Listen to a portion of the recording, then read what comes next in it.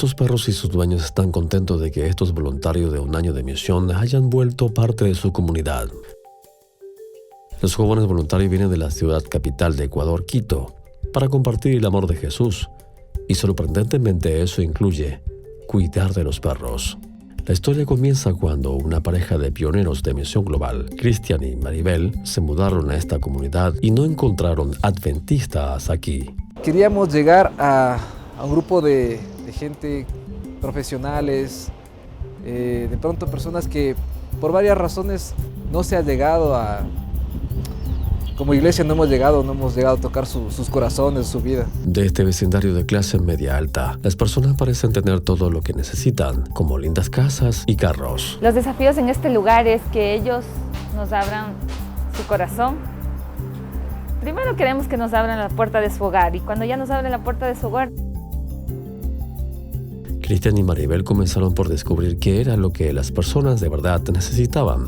Como era una comunidad grande, reclutaron a voluntarios de un año de misión para que los ayudaran. El equipo descubrió que los miembros de la comunidad necesitaban que los ayudaran a cuidar de sus perros. También había bastante gente que requiere que paseen a sus perritos, y los chicos de OYEM también nos ayudaron en eso. Participaron en pasear los perritos, cuidarlos, hacer ferias de salud para las mascotas. Cuidando a los perros, el equipo conoció a sus dueños. Nuestro objetivo también es llegar a esas personas de la manera, con un relacionamiento, ¿no? Haciendo amigos, visitándoles, yendo al parque con ellos. Debido a estas nuevas amistades, los miembros de la comunidad comenzaron a agendar estudios bíblicos mientras planificaban los paseos de sus perros. Varios entregaron su corazón a Jesús. Yo me siento feliz cuando alguien acepta a Jesús. Es algo muy gratificante, ¿no? Saber que ellos también tienen y creen en un Dios que es de esperanza, que es de amor. Como resultado de pasear a los perros y de establecer amistad, una nueva congregación se reúne cada sábado y sigue creciendo. Por favor, ore por este grupo que comparte el amor de Jesús de esta gran ciudad. Ore por los pioneros de Misión Global, como Cristian y Maribel, y también por el equipo de un año de misión. Dios lo está usando para cambiar vidas en Ecuador.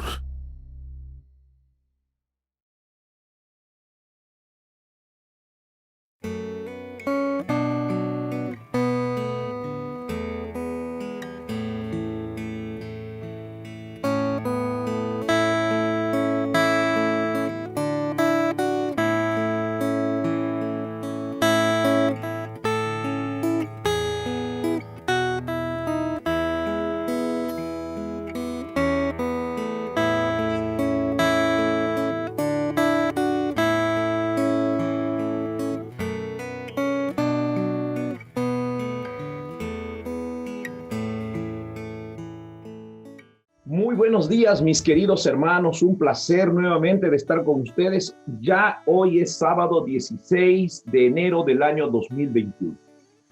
¿Cómo corre el tiempo? Prácticamente a mitad del mes. Ya se nos está encaminando para el fin del primer mes de enero del año 2021. Así que hoy realmente nos convoca una lección maravillosa. Cuando tu mundo se cae a pedazos. Creo que no podríamos tener un título más acertado para esta semana y para este contexto histórico en el que vivimos, este título, cuando tu mundo se cae a pedazos. ¿Cuándo ocurre esto en la vida de los seres humanos? Luego voy a entrar un poquito en la historia del contexto de la lección número 3. Pero cuando hablamos de la crisis en general, hablamos de una crisis política, hablamos de una crisis social, hablamos de una crisis emocional, pero hoy está de moda un término de crisis existencial. ¿Qué cosa es o qué quiere decir la crisis existencial? No tengo sentido en mi vida. El miércoles yo tomé un tema acerca de la familia y el miedo. Y el miedo se apodera del ser humano y te hace actuar de manera desesperada, angustiada. No puedes encontrar tú realmente un sentido a la vida cuando tú tienes miedo. Cuando el miedo se apodera de nuestra vida, entonces entramos en graves problemas nosotros. Por esa razón, Eso lo que pasó en la historia se repite a lo largo de nuestros tiempos y a lo largo de nuestros días. Ese vacío existencial lo puedes estar viviendo tú. Y como les dije el miércoles, te acompaña, va contigo a tu casa, duerme contigo, se levanta contigo, va al trabajo, va a la ducha contigo. Ese miedo existencial, esa crisis existencial del ser humano acompaña. Y eso pasó en la historia y lo vamos a ver reflejado en nuestro mensaje de esta semana. Aparece un texto bíblico que no está en la lección, Deuteronomio capítulo 6 y 7. Este es un texto clave y estas palabras que yo te mando hoy estarán sobre tu corazón y las repetirás a tus hijos. Uno de los deseos que tenemos nosotros es de que nuestros hijos pierdan el miedo al futuro, pierdan el miedo a este problema existencial. Por esa razón, queridos, vayamos a pedir que Dios esté a través de ¿qué? De su santa palabra en el corazón de nuestros hijos. Miren el texto de memoria. El autor de la lección dejó simplemente, porque esto está en verso, la versificación hebrea es completamente diferente que el poema o la forma de escribir en español, pero de alguna manera he tratado de poner el verso. La cabeza de Efraín es Samaria, y la cabeza de Samaria es el hijo de Remalías. Si ustedes no creen en mí, no permanecerán firmes. Qué declaración tremenda. Si ustedes no creen en mí, no van a permanecer firmes. Aquí el primer llamado que nos hace la lección de esta semana, cuando tu mundo se cae en pedazos, cree en mí y no vas a morir, no vas a perecer, vas a estar firme. Por esa razón, en nuestra introducción, podríamos nosotros esta mañana preguntarnos, ¿no? ¿Eres un reino débil o eres un reino fuerte? Dos reinos se van a unir, van a hacer una coalición para declarar la guerra. Cada uno de ellos por separado es más fuerte que tú. ¿Qué haces cuando encuentras estas situaciones? Y esto parece que nos rodea. La lección de esta semana cae, pero exactamente como el anillo al dedo, porque está relacionado con nuestro contexto, con nuestro mundo actual. Ahora, el mundo del rey Acaz se caía en pedazos. Necesitaba un aliado poderoso que lo sacase de esta situación peligrosa. ¿Ok? Cuando tú te sientes en peligro, echas mano. Cuando tienes miedo, echas mano a lo que quizás crees que puede ser tu bastón de salvación. Déjenme entrar un poquito en el tema de la historia. En el capítulo 7, versículo 1, hay una cantidad de nombres que están puestos aquí en nuestra lámina. Por ejemplo, aparece Usías, un rey bueno, en gran manera, gran parte de su reinado hizo bien.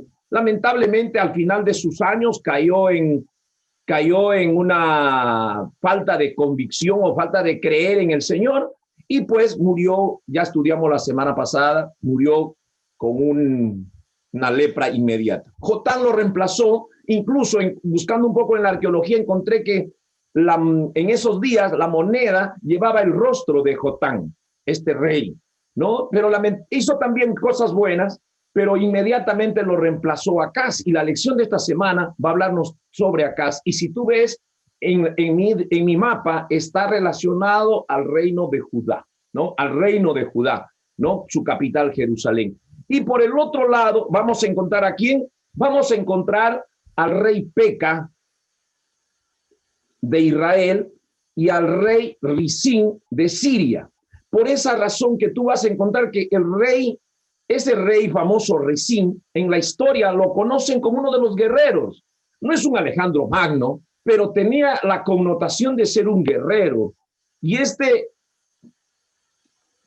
inmediatamente Peca dijo, yo voy a hacer alianza con Risín para que de esa manera esa alianza me dé la victoria y el triunfo sobre el reino del sur, sobre Jerusalén. Recuerden ustedes que el reino para este momento estaba muy dividido, 10 tribus para el norte, 2 tribus para el sur, el reino de Siria y Damasco, o el reino de Jerusalén y Judá, estaba dividido. Pero ustedes pueden ver que aquí estos reyes que van a hacer una especie de alianza humana, van en busca de ¿qué?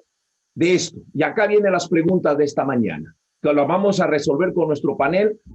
Y miren ustedes, nuestra pregunta, si tú fueras el rey, ¿con quién harías alianza? ¿Con el poderoso de Jehová o con el rey poderoso, guerrero de Siria? ¿De dónde harías tú esto?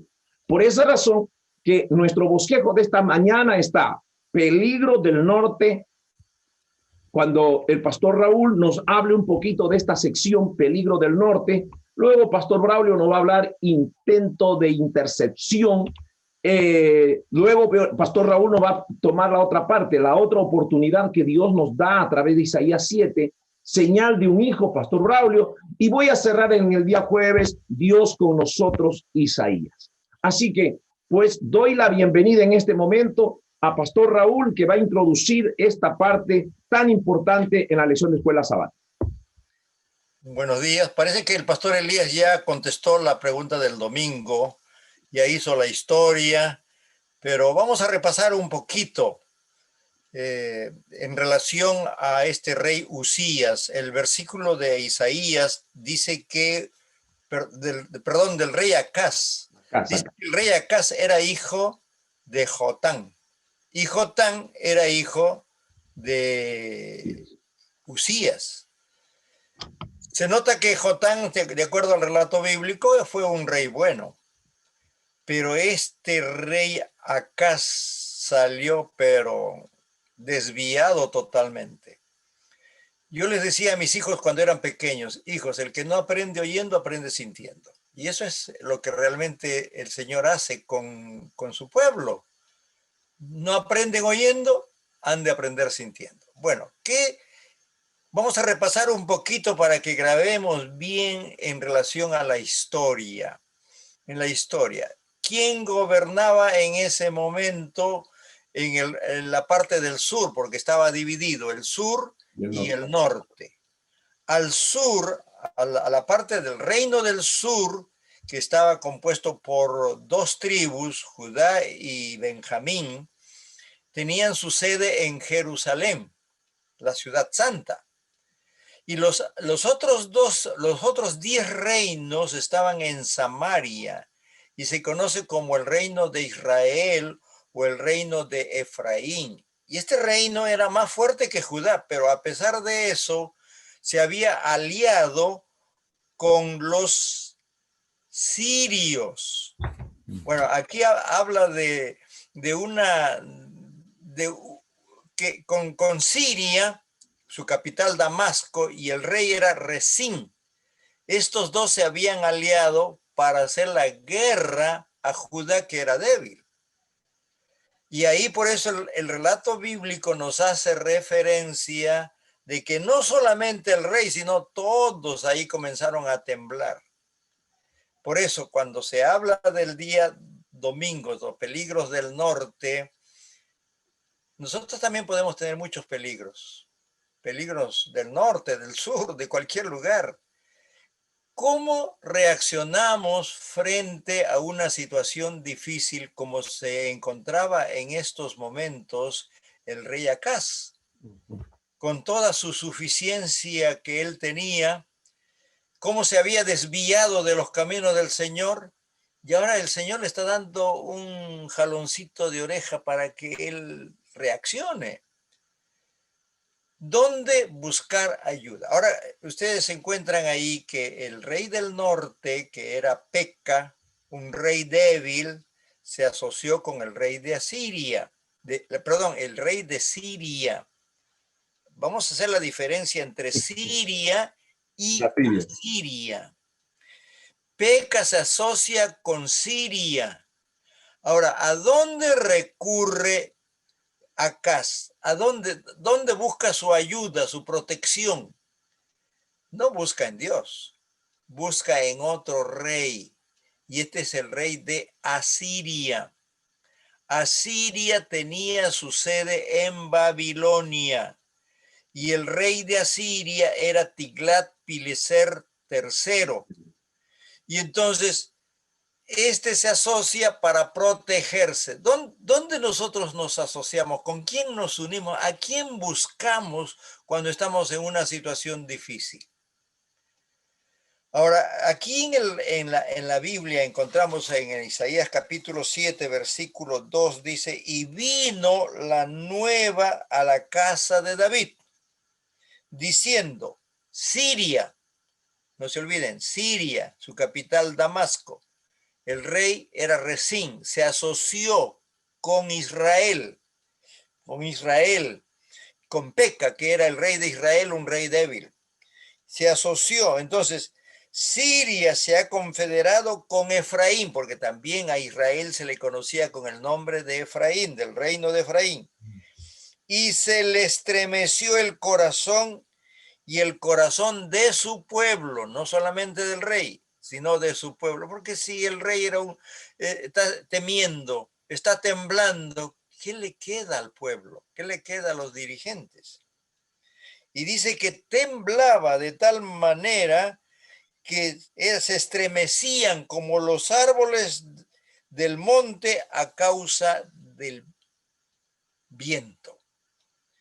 Bueno, aquí encontramos cómo es que momentos difíciles pueden venir también en nuestra vida, porque no solamente sucede con Acaz, no solamente sucedió con Acaz, sino también sucede con nosotros, cuando nos sentimos en peligro, cuando hay alguien que nos amenaza, y hay diferentes clases de amenazas. ¿A dónde recurrimos? ¿A quién buscamos? En vez de buscar el brazo poderoso de nuestro Dios, vamos a buscar el brazo poderoso de otro ser humano.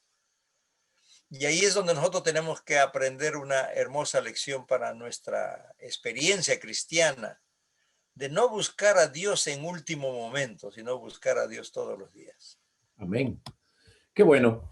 Yo creo que esta parte es una parte muy histórica, ¿no? Esa es dentro de los estudios teológicos hay un capítulo que dice la crisis siro-efraínita, ¿no? Y esa es la crisis que acaba de explicar el pastor Raúl. Con ese concepto de esa crisis que está viviendo en este momento los reinos del norte, voy a pedir que Pastor Braulio ahora nos hable cuál es ese intento de intercepción, ¿no? ¿Cuál fue el intento? Se dice de intento porque no se llevó a cabo, pero es un intento. Cuando yo hago un amague de hacer pactos o alianzas humanas, eso no agrada a Dios, por supuesto, porque nos olvidamos de lo que dijo al cierre de la lección pasada, que Dios está con nosotros, pero nosotros nos olvidamos y hacemos un intento de flirtear, de juguetear con el pecado. Pastor Braulio.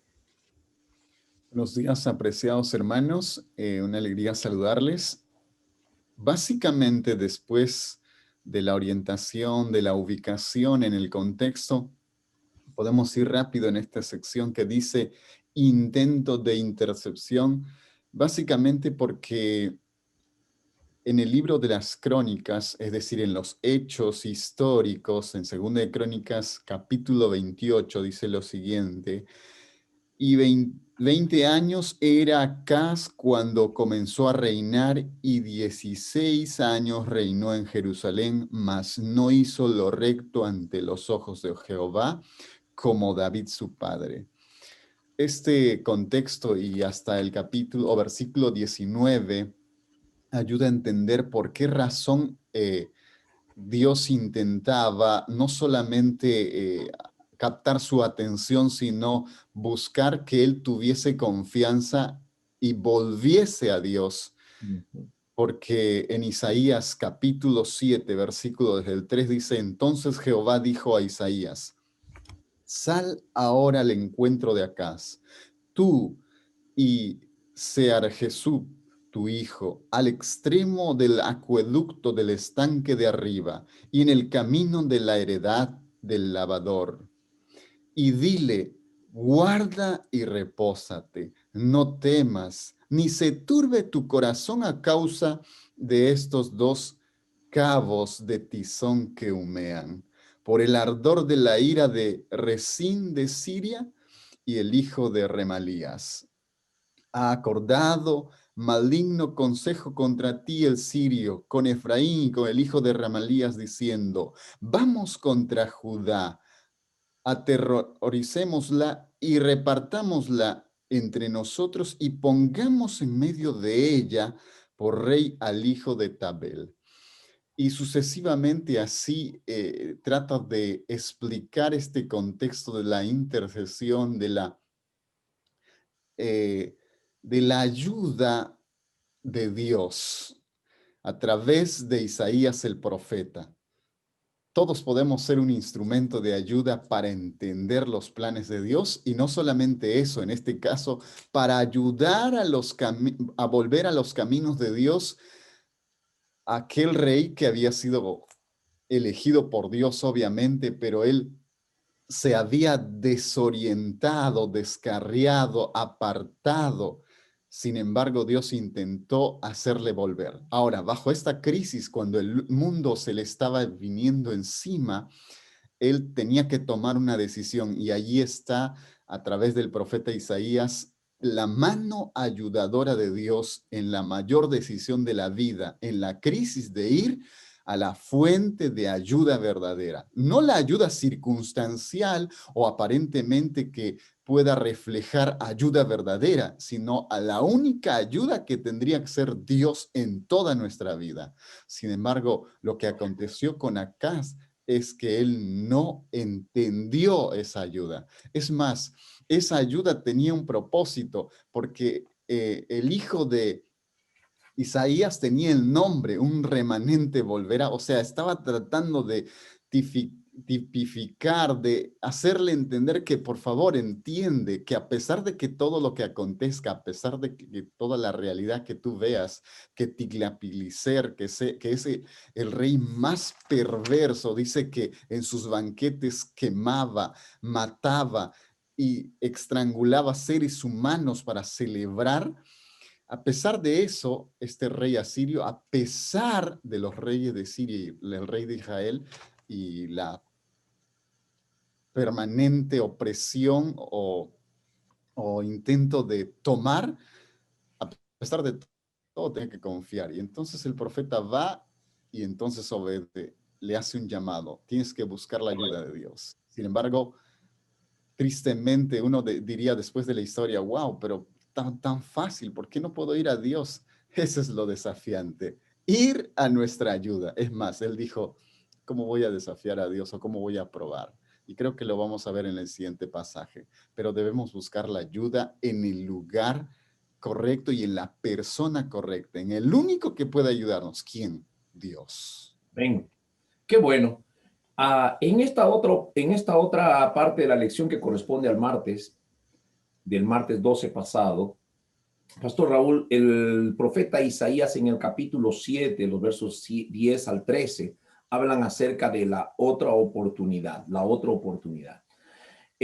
para introducir esta sección voy a preguntarle, ¿cómo es que si el pueblo de Dios había recibido un mensaje diciendo, ve hasta la fuente del agua donde yo voy a bendecirte, yo voy a traer para ti sanación, voy a traer para ti bienestar?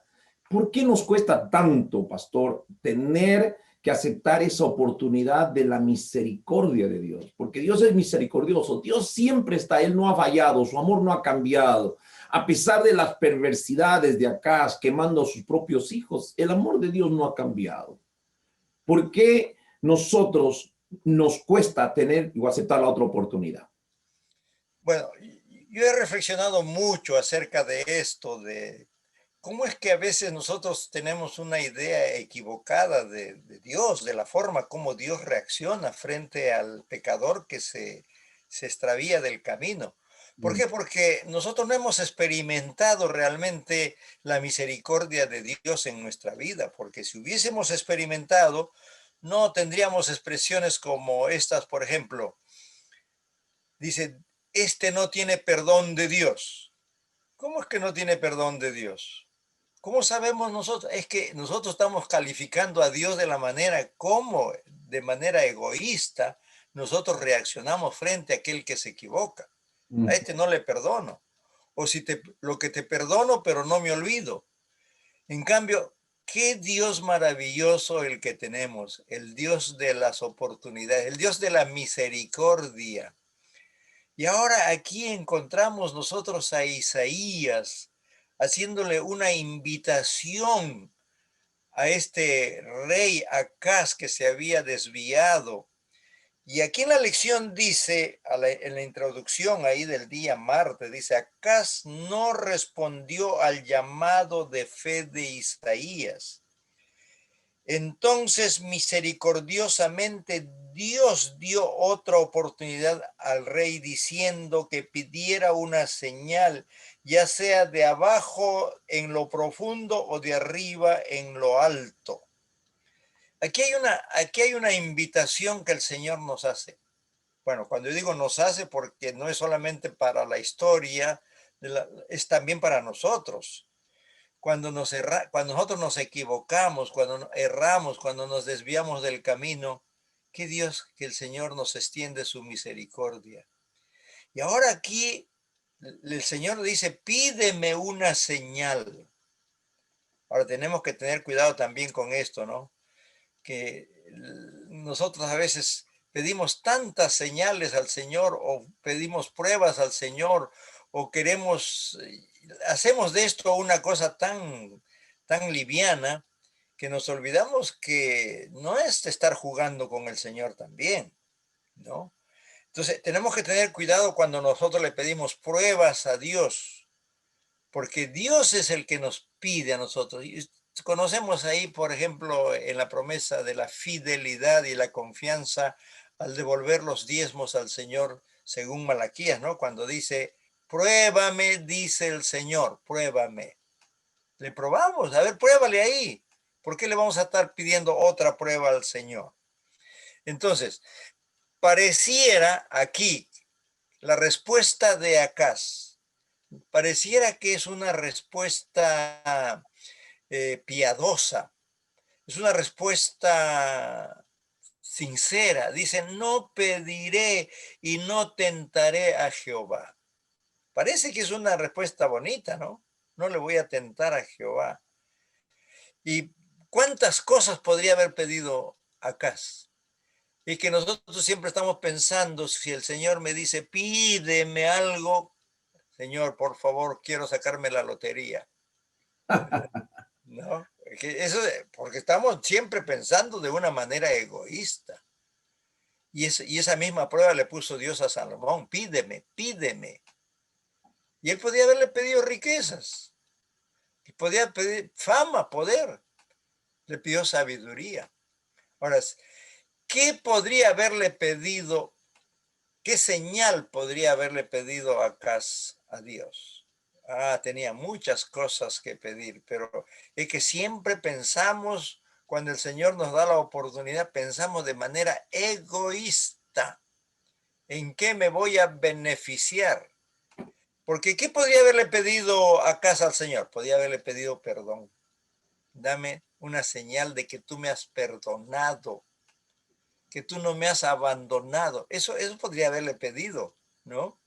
¿Qué más podría haberle pedido? Ayúdame, Señor. Pedir ayuda. Dice, no, ¿qué le va a pedir? No le va a pedir nada. Ya estaba su corazón endurecido porque Acaz tenía muchas cosas para pedir al Señor. Y no vamos a pensar de un pedido egoísta, sino un pedido de perdón, un pedido de ayuda, un pedido de seguridad que él no lo ha abandonado. En cambio, acá cerró su corazón para no dejar entrar la fe. Y cuando la lección nos hace referencia de Isaías en su reacción frente a la reacción de Acaz, en el versículo 11 ahí de Isaías 7, dice, pídele a tu Dios, está hablando a Acaz, tu Dios. Pero ya en el versículo 13, ya Isaías no repite tu Dios, sino dice mi Dios, porque me doy cuenta que no es tu Dios. Ya no lo considera al Dios Todopoderoso, ya no lo considera Dios de Acaz, porque voluntariamente Acaz está rechazando al Señor. Amén. Voluntariamente él está rechazando, por eso dice, ya no dice tu Dios, sino dice mi Dios. Tú le has agredido a mi Dios. Cuando Acaz rechazó la invitación de pedir una señal a su Dios, estaba rechazando a Jehová como su Dios. Era Dios de Isaías, pero no era Dios de Acaz. Gracias, pastor. Igualito que nosotros a veces desconfiamos del Señor y dejamos a un lado a mi Dios para confiar en el poder humano, en la fortaleza humana. Ponemos nuestra confianza en el ser humano. Ok, gracias. Voy al verso 14, pastor. Voy al verso 14 porque el tiempo se nos está corriendo. El verso 14 dice, por tanto, el Señor os dará una señal. Pastor Braulio, queremos entrar en este segmento, una señal o la señal del Hijo de Dios. ¿Cómo es esto? El pastor ya acaba de hablarnos ampliamente sobre la señal, pero ¿cómo es que esta señal se cumplió en los días de Acaz? ¿O era una señal, era un pedido para que se cumpla en el tiempo del futuro? ¿Cómo interpretamos el capítulo 7, verso 14 en los días de Acaz o cómo se aplican en nuestros días? Muy bien, pastor. Después de que él dice, no voy a pedir, o sea, eso era la primera oportunidad, ¿cierto? La primera señal o la primera oportunidad del llamado a volver. Ahora, la segunda oportunidad es que él le sugiere pedir una señal y entonces allí le envía una señal. Y muchas veces Dios envía señales, pero a veces no vemos, ¿no? A veces no vemos porque no tenemos la fe. O a veces vemos muchas cosas que tal vez son un poco superficiales, pero no necesariamente la señal de Dios. La señal de Dios tiene que ver con la coherencia de que las escrituras están de acuerdo con esa dirección y con que no que yo me voy a volver a algo diferente y entonces al final voy a decir que Dios me da señales. O como alguien decía, ayer el Señor me habló y yo tengo que hablar a alguien y entonces llamo la atención, hasta puedo agredir para que se dé cuenta, ¿no? Que Dios me habló y entonces es una señal. Muchas maneras, pero tiene que tener una relación estrecha con el plan de Dios que está en este manual, la palabra de Dios. No es algo simbólico, sino real, tangible. Ahora, el propósito de Dios siempre estuvo en esto que dice Lucas 13:34. Jerusalén, Jerusalén, la que mata a los profetas y apedrea a los que son enviados. ¿Cuántas veces quise juntar a tus hijos como la gallina a sus pollitos debajo de sus alas y no quisiste? ¿Por qué Acaz tenía que seguir insistiendo en la idea de no creer? ¿Por qué? Porque Crónicas dice lo siguiente, antes anduvo en los caminos de reyes y además hizo imágenes fundidas a Babeles. O sea, y finalmente aquí está lo que usted preguntaba, el libro de Crónicas hasta el final dice 27, y durmió Acaz con sus padres y lo sepultaron en la ciudad de Jerusalén, pero no lo metieron en los sepulcros de los reyes de Israel y reinó en su lugar Ezequías, hijo de su hijo. ¿Por qué? Porque hizo lo malo, no necesitaba estar. Solo es una lección que podemos extraer ahora en esta señal. Por tanto, el Señor mismo dijo, ¿no? Aquí en Isaías 7:14, por tanto, el Señor mismo os dará señal. He aquí que una virgen concebirá y dará a luz un hijo y llamará su nombre Emmanuel, Dios con nosotros. Ahora, la segunda señal, la segunda evidencia de que debería y existiría un remanente a pesar de que tal vez se enfrentasen a una batalla que colapse totalmente, siempre existe un remanente. A lo largo de la historia, desde el Éxodo, habla de un remanente, desde las profecías que tienen determinadas fechas hasta el final. Hoy también va a existir un remanente y el remanente es la señal del nombre de Isaías y no solamente eso, aquí hay una señal mayor, la señal que proféticamente Isaías describe en Isaías 53, Isaías 9:7, que es Emmanuel, Dios con nosotros, el Hijo de Dios que iba a venir a prefijarse o ser el antitipo del santuario celestial, la intercesión, el cumplimiento profético del Dios que puede ser un Dios con nosotros, pero un Dios real, o sea, Jesús. Muy bien. En esta sección ahora vamos a dejar un poquito el capítulo 7. Déjeme pararme un poquito acá porque yo creo que esta es una sección que me encanta. En el versículo, dejamos el capítulo ahora ya 7 y voy al capítulo 8. En el capítulo 8 aparecen los nombres de los hijos de Isaías. Esto está en una relación muy conectada con la lección del día jueves cuando dice Dios está con nosotros. ¿Cómo es que Dios está con nosotros? Si nosotros miramos un poquito el primer nombre del hijo de Isaías en el capítulo 8, vamos a encontrar el primer nombre que ya aparecía como Sear Jasub, un remanente va a quedar. Pero en el capítulo 8, verso primero, aparece el segundo nombre que es Saler Maher Hasbaz, ¿no? Ese nombre tiene un significado profundo. La traducción de eso es del hebreo, por supuesto, para que nosotros podamos transliterarlo al español. El despojo se apresura, la presa se precipita. Cuando crees que ya no hay nada que hacer, les dije al comienzo en la introducción, esa crisis siro-efraimita, esa crisis de liderazgo en el pueblo de Israel, cuando el mundo se le hacía pedazos a Acaz por su pecado, porque cuando nuestro corazón está atiborrado de pecado, inmediatamente nuestra relación con Dios está rota, y cuando está rota nuestra relación con Dios, nuestro mundo está hecho pedazos. No hay forma de encontrar solución. Por esa razón, en este capítulo vamos a encontrar algunos detalles que voy a poner ahora en el relieve. Y en el relieve encontramos algunos detalles. Por ejemplo, no hay mayor seguridad ni consuelo. Dios no promete algo que Él no puede cumplir. Dios va a prometer algo que siempre va a cumplir con nosotros, va a cumplir contigo, va a cumplir conmigo. Ya lo dijo el pastor Raúl, o lo dijo también Braulio, que Dios es el Dios de la segunda oportunidad. Dios es el Dios de las señales. Él está dispuesto, cuando tu mundo está hecho pedazos, Dios está en el mismo lugar, no cambió su omnipresencia, su omnisciencia.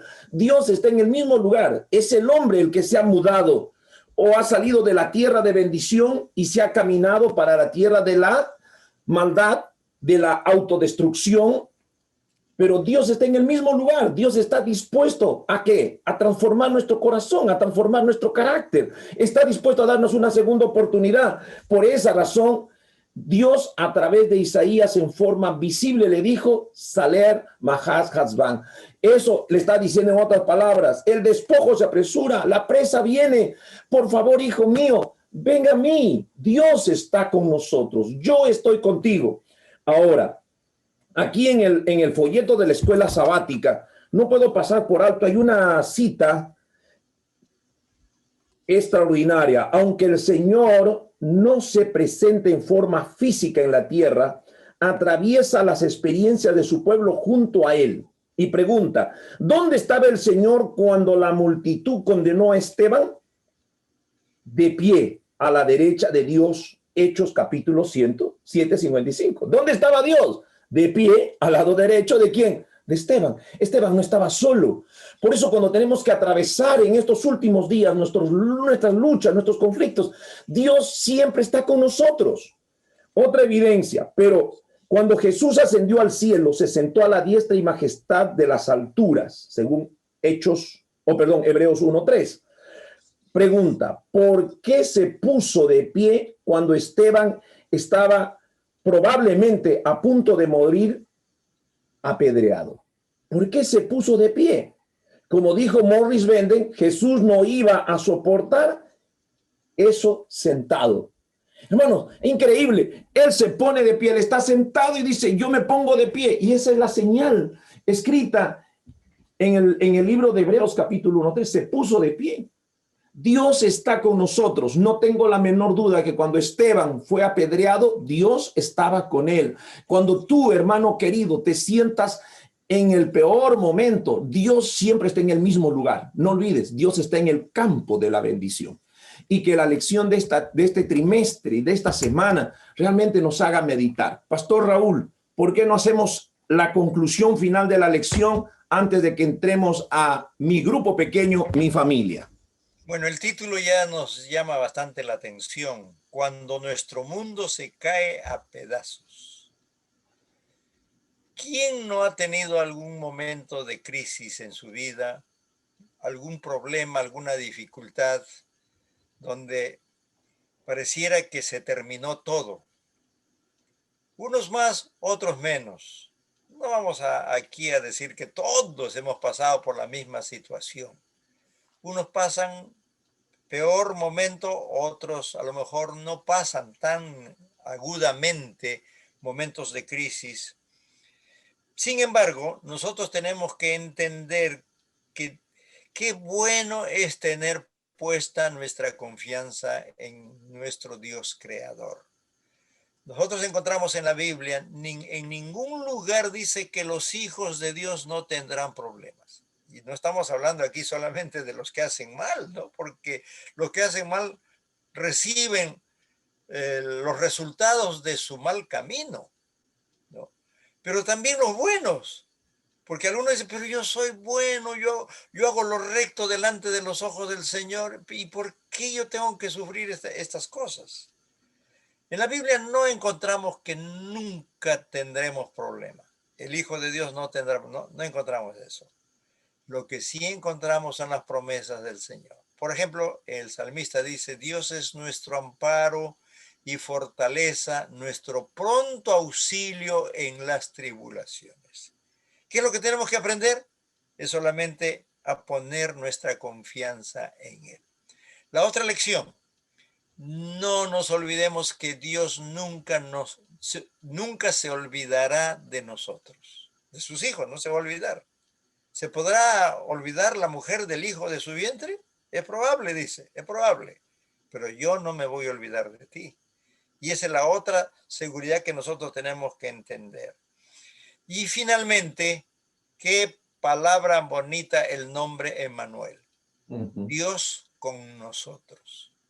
Y eso, la seguridad es que Dios con nosotros. Y eso está en concordancia con las promesas de Jesús, ¿no? En San Mateo 28, cuando le da la orden a sus discípulos que vayan y hagan discípulos. He aquí yo estoy con vosotros todos los días hasta el fin del mundo. Amén. Dios está con nosotros. Emmanuel no era una promesa solamente para Acaz, era una promesa para nosotros también. Confiemos en el cuidado, la protección, las promesas del Señor. Amén. Muchas gracias. Así hemos cerrado pues nuestra lección número 3. La próxima semana nos tocará la número 4, por las malas. Si no es por las buenas, será por las malas. Bueno, queridos colegas, yo estoy emocionado porque siempre llega el día. Y hoy es 16, hoy a las 3:30. Pastor Raúl, usted como líder de la iglesia Shalom, líder misionero, anciano, estamos convocando en nuestra iglesia central a las 3:30 para poder reunirnos y tener nuestra transmisión en vivo. Desde la sede de Reading vamos a transmitir en vivo para toda la conferencia. Pastor Braulio, invite a sus líderes de Emmanuel para que estén con nosotros. Estoy convocando a los líderes de la iglesia central para que estén en la tarde en vivo, porque vamos a tener una reunión en vivo, pero a la vez va a ser transmitida para todo nuestro campo, ¿no? Desde la montaña hasta Filadelfia vamos a transmitir, y desde el Valle del Lehigh hasta Lancaster vamos a transmitir en vivo a las 3:30. ¿Qué es lo que vamos a transmitir? Pastor Braulio, cuénteme un poquito cómo usted ha percibido nuestro trabajo con Multiplícate. Claro que sí, pastor. Multiplícate es como una herramienta de capacitación continua, porque así es el discipulado, es un crecimiento constante y continuo con una visión de multiplicarse. Y cómo no hacerlo sin mejor de las opciones, que es a través de la primera base de la estructura de la iglesia. nuestra familia. Mi familia, mi grupo pequeño. Una familia, un grupo pequeño. 2 familias puede ser un grupo pequeño. 5 familias, 10 familias, una iglesia. 10 iglesias, una conferencia, ¿no? O un distrito, ya me estoy yendo más allá, un distrito, y 20, 27 iglesias o 27 iglesias de 5 distritos sería una conferencia. 5 conferencias de muchas iglesias, obviamente, sería una unión, y así sucesivamente hasta la conferencia general. Es la estructura básica, y cómo no, trabajar a través de Multiplícate para seguir creciendo en la obra y ser una voz de esperanza, mensajeros de esperanza, portadores de esperanza, no solamente para nuestra familia, que es nuestra prioridad, nuestra primera iglesia, sino también nuestros amigos, familiares también que se alejaron, vecinos y por supuesto la gente que Dios permite que podamos conocer de aquí en adelante. Cada circunstancia, pastor. Y obviamente, hoy 16 se va a realizar uno de los mayores deseos que toda la conferencia tiene, todo el ministerio hispano está involucrado, conectado con esa misma visión de multiplicarnos a través de ese plan perfecto diseñado por Dios desde Moisés hasta hoy, a través de los grupos pequeños. Amén. Pastor Raúl, usted nos está ayudando también en el tema de Multiplícate. Vamos a retomar nuevamente promotores misioneros, la reunión de las tardes, misioneros digitales. Ya nos tomamos una corta vacación, ya estamos en enero, ya no me hablen de la pandemia, estamos en post-pandemia, ya estamos en la temporada de cambio. ¿Y cómo logramos multiplicar, pastor, según su visión? Bueno, el enfoque que estamos dando es el mismo enfoque de la iglesia y el plan de Dios, ¿no? El plan que Dios tiene para su iglesia, que a través de los pequeños grupos nosotros vamos a multiplicarnos. No nos olvidemos la declaración del libro Servicio Cristiano en la página 92, que la formación de pequeños grupos como base de todo esfuerzo me ha sido indicado por uno que no se equivoca. Y ese que no se equivoca es nuestro Señor.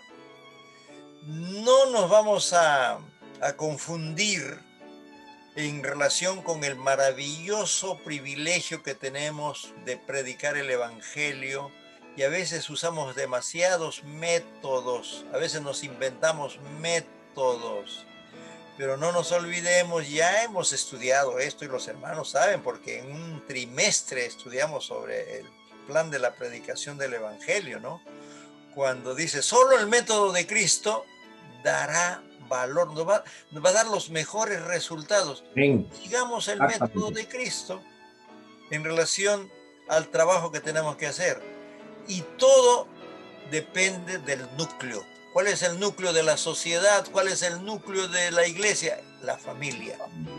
Si nuestra familia es una familia cristiana, entonces la iglesia será una iglesia realmente cumpliendo este objetivo. Y por eso vamos a poner énfasis en ese grupo pequeño que es mi familia, mi grupo pequeño. Amén. Queridos amigos de la Asociación de Pensilvania, a través de este momento especial de la Escuela Sabática, estamos convocándolos a todos para que a las 3:30 de la tarde estemos conectados. Vamos por el canal de, como ustedes ven, en nuestro canal de YouTube de la Conferencia del Ministerio Hispano. Vamos a través de nuestro canal de Facebook y estaremos conectados con todos nuestro equipo. Nosotros tenemos 12 apóstoles, mi equipo de líderes pastorales y el pastor Raúl, nuestro consejero. Lo consideramos parte de nuestro equipo y él también estará con nosotros el sábado, pero convocamos a todos los líderes misioneros de nuestra asociación.